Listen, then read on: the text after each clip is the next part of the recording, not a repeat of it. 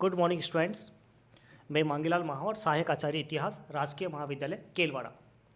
Online classes में आज का हमारा टॉपिक है मौर्य शासन प्रबंध का भाग 2। इससे पिछले वाले वीडियो में हमने मौर्यकालीन शासन प्रबंध भाग 1 का अध्ययन किया, जिसमें हमने मौर्यों के केंद्रीय प्रशासन का अध्ययन किया। आज का हमारा टॉपिक है मौर्यों का प्रांतीय शासन। चंद्रगुप्त मौर्य ने एक विशाल साम्राज्य की स्थापना की। उसके पुत्र अशोक ने इसमें और वृद्धि की। इस प्रकार मौर्य साम्राज्य अपनी विशालता को प्राप्त करता है। इस विशाल साम्राज्य के संचालन के लिए इसको विभिन्न भागों में बांटा गया। मुख्य रूप से मौर्य साम्राज्य 5 प्रांतों में बटा हुआ था। पहला उदीच्य, जिसको उत्तरापथ भी कहा जाता था। इसकी राजधानी तक्षशिला थी। इसमें पश्चिमोत्तर प्रदेश सम्मिलित था। दूसरा अवंती रट, इसकी राजधानी उज्जैनी थी। तीसरा कलिंग, यहाँ की राजधानी तोशली थी। चौथा दक्षिणापथ, इसमें दक्षिण भारत का प्रदेश शामिल था, जिसकी राजधानी स्वर्णगिरी थी। के.एस. आयंकर इस स्थान की पहचान रायचूर जिले में स्थित आधुनिक कनकगिरी से करते हैं। पांचवा प्राच्य या प्रासी, इससे तात्पर्य पूर्वी भारत से है। इसकी राजधानी पाटलिपुत्र थी। उपयुक्त प्रांतों में से उत्तरापथ, अवंतीरट्ट तथा प्राच्य निश्चित रूप से चंद्रगुप्त मौर्य के समय में भी विद्यमान थे। यह असंभव नहीं कि दक्षिणापथ भी उसके साम्राज्य का एक अंग रहा हो। इन प्रांतों के राज्यपाल प्राय राजकुल से संबंधित कुमार होते थे, किंतु कभी कभी अन्य योग्य व्यक्तियों को भी राज्यपाल बनाया जाता था। चंद्रगुप्त ने पुष्यगुप्त वैश्य को काठियावाड़ का राज्यपाल बनाया था। अर्थशास्त्र के अनुसार राज्यपाल को 12,000 पण वार्षिक वेतन मिलता था। वे अनेक अमात्यों एवं अध्यक्षों की सहायता से प्रांतों का शासन चलाते थे। उनके पास अपनी मंत्रिपरिषद होती थी। मंडल, जिला तथा नगर प्रशासन। प्रत्येक प्रांत में कई मंडल होते थे, जिनकी समानता हम आधुनिक कमिश्नरियों से कर सकते हैं। अर्थशास्त्र में उल्लेखित प्रदेष्टा नामक अधिकारी मंडल का प्रधान होता था। अशोक के लेखों में इसी को प्रादेशिक कहा गया है।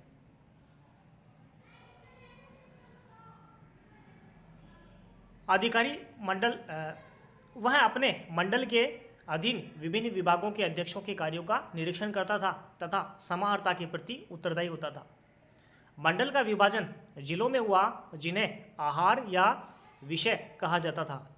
जिले के नीचे स्थानीय होता था, जिसमें लगभग 800 ग्राम होते थे। स्थानीय के अंतर्गत 2 द्रोणमुख थे। प्रत्येक द्रोणमुख के 400 ग्राम होते थे। द्रोणमुख के नीचे खारवटिक तथा खारवटिक के अंतर्गत 200 संग्रहक होते थे। प्रत्येक खारवटिक में 200 ग्राम तथा प्रत्येक संग्रहण में 10 ग्राम थे। इन संस्थाओं के प्रधान न्यायिक, कार्यकारी तथा राजस्व संबंधी अधिकारों का उपभोग करते थे तथा युक्त नामक पदाधिकारी की सहायता से अपना कार्य करते थे।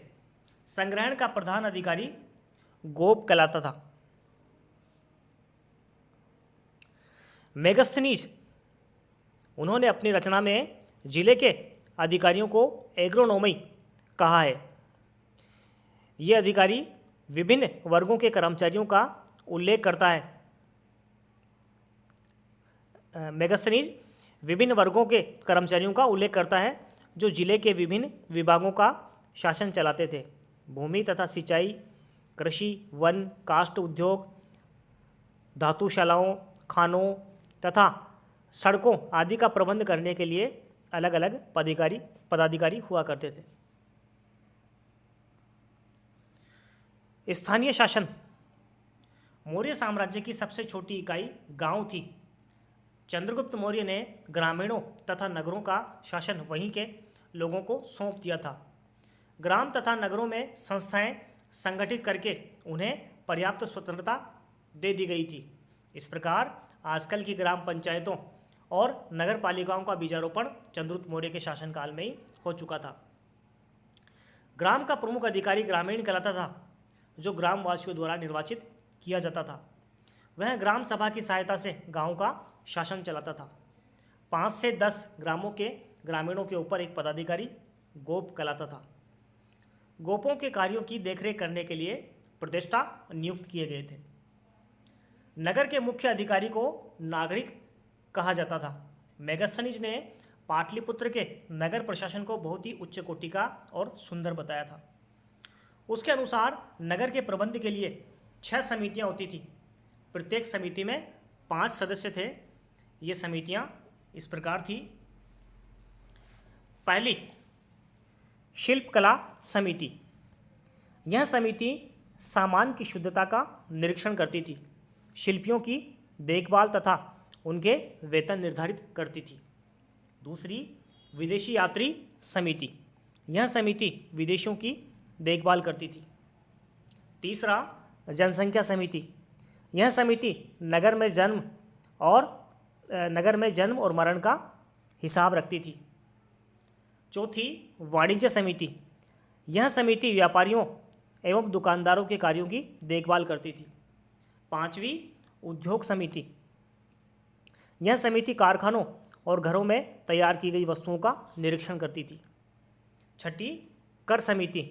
यह समिति बिक्री की वस्तुओं पर कर वसूल करती थी। इस प्रकार से स्थानीय शासन था। पुलिस और गुप्तचर विभाग।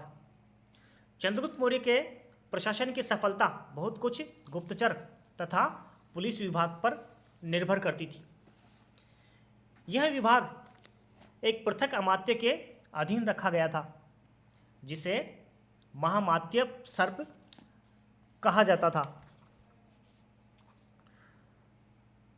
गुप्तचरों को अर्थशास्त्र में गूढ़ पुरुष कहा गया है। इस विभाग में वे व्यक्ति नियुक्त किए जाते थे जिनके चरित्र की शुद्धता एवं निष्ठता की परीक्षा सब प्रकार से कर ली जाती थी। पूरे साम्राज्य में गुप्तचरों का जाल सा बिछा हुआ था।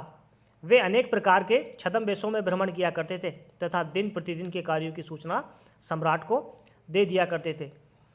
वे सभी प्रकार के पदाधिकारियों की गतिविधियों पर दृष्टि रखते थे। अर्थशास्त्र में 2 प्रकार के गुप्तचरों का उल्लेख मिलता है। संस्था अर्थात एक ही स्थान पर रहने वाले। दूसरे, संचारा अर्थात प्रत्येक स्थानों में भ्रमण करने वाले गुप्तचर। पुरुषों के अतिरिक्त चतुर महिलाएं भी गुप्तचरी का कार्य करती थी। अर्थशास्त्र से पता चलता है कि वेश्याएं भी गुप्तचरों के पदों पर नियुक्त की जाती थी।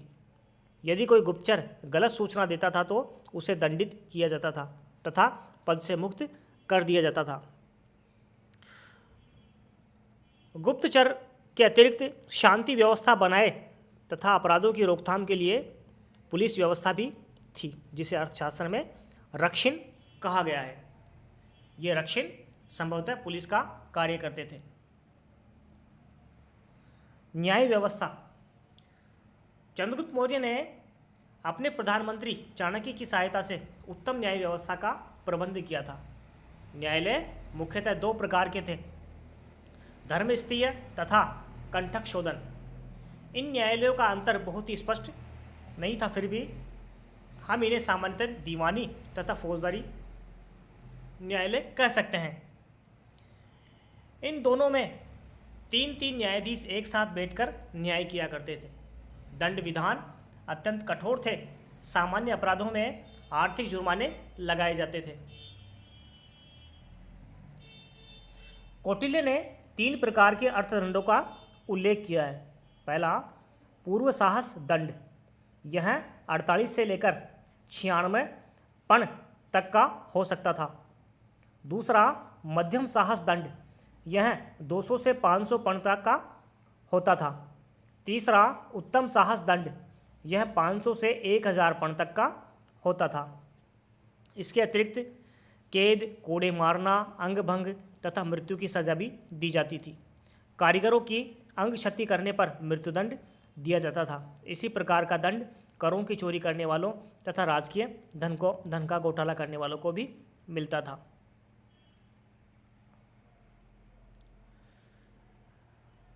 न्यायाधीशों को धर्म, व्यवहार, चरित्र तथा राज शासन का अध्ययन करके ही दंड का निर्णय करना होता था। इन चारों में राज्य शासन ही सर्वश्रेष्ठ माना जाता था, अर्थात राजा की आज्ञा ही सर्वश्रेष्ठ न्याय का स्रोत था।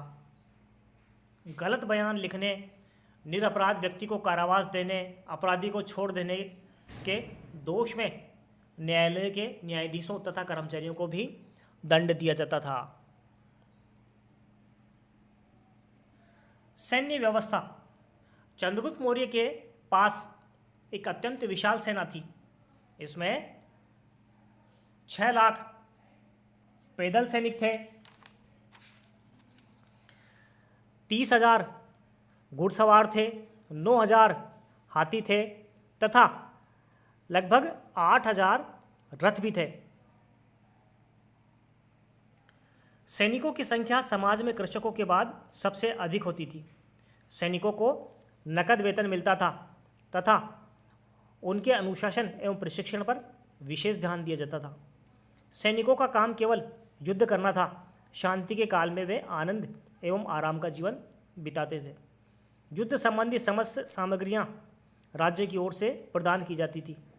विजय के उपलक्ष्य में उन्हें पुरस्कार भी दिए जाते थे। सैनिकों का वेतन इतना अधिक था कि वे बड़े आराम के साथ अपना तथा अपने आश्रितों का निर्वाह कर सकते थे। मेगास्थनीज के विवरण से पता चलता है कि इस सेना का प्रबंध 6 समितियों द्वारा होता था। ये समितियां थी जल सेना समिति,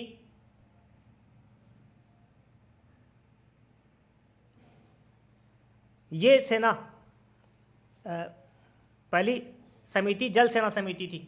दूसरी यातायात एवं रसद समिति, जो युद्ध के समय यातायात और रसद सामग्री की व्यवस्था करती थी। तीसरी पैदल सैनिकों की देखरेख करने वाली समिति। चौथी अश्वारोहियों के सेना की व्यवस्था करने वाली समिति।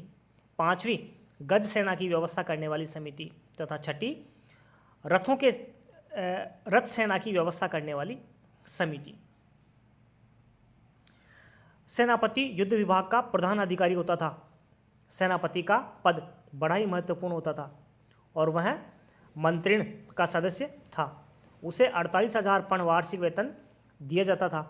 सेना के चारों अंगों अश्व, गज, रथ, पैदल के अलग अलग अध्यक्ष भी होते थे, जो सेनापति की अधीनता में कार्य करते थे। इन्हें 8,000 पण वार्षिक वेतन मिलता था। युद्ध क्षेत्र में सेना का संचालन करने वाला अधिकारी नायक कहा जाता था। सेनापति के पश्चात नायक का पद ही सबसे महत्वपूर्ण था, जिसे लगभग 12,000 पण वार्षिक वेतन मिलता था।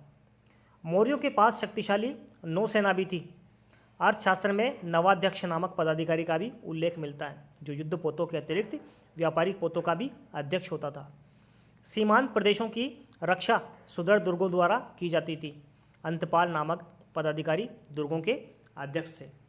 इस प्रकार से मौर्यों का जो प्रशासन था इतना सुदृढ़ था कि आने वाले लंबे समय तक लगभग यही व्यवस्था कुछ संशोधनों के साथ चलती रही। इस प्रकार से मौर्य शासन प्रबंध का हमने अध्ययन किया। अगली वीडियो के साथ फिर उपस्थित होंगे। धन्यवाद।